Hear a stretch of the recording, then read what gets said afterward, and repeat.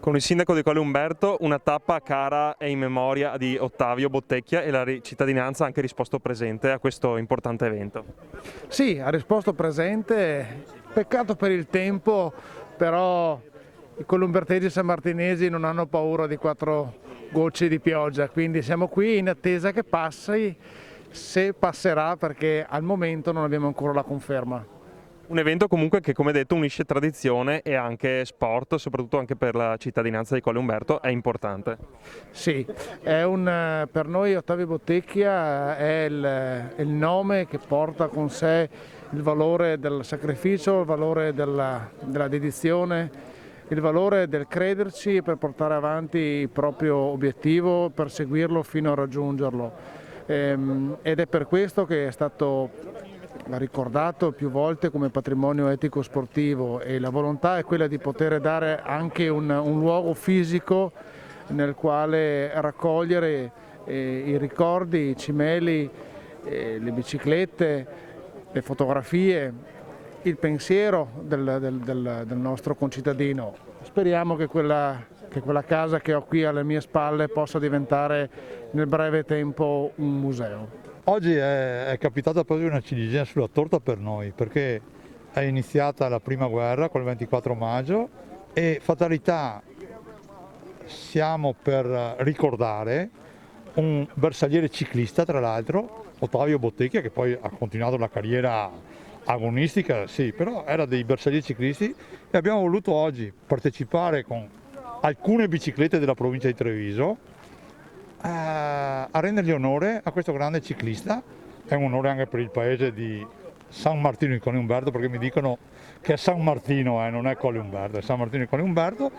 E io ringrazio anche i miei bersaglieri, visto che sono il presidente provinciale di questa associazione. Ringrazio i bersaglieri che, nonostante il tempo inclemente, hanno voluto essere partecipi oggi.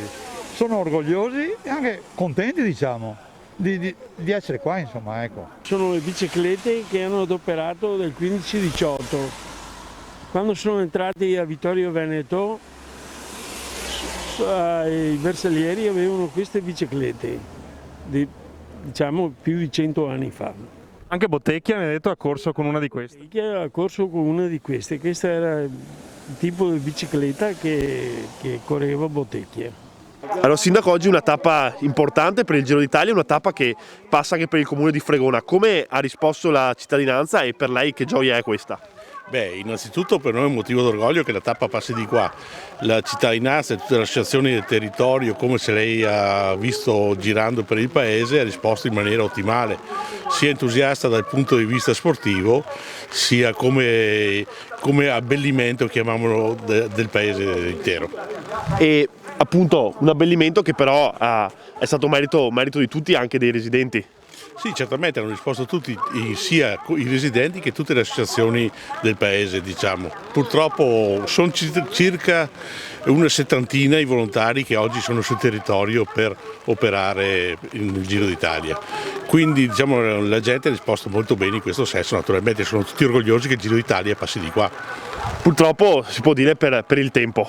Il tempo purtroppo non ci ha giovato, però vabbè, piuttosto che niente prendiamo pure questo. Anche colombiani qua a Fregona per tifare a Galbernarda. Sì.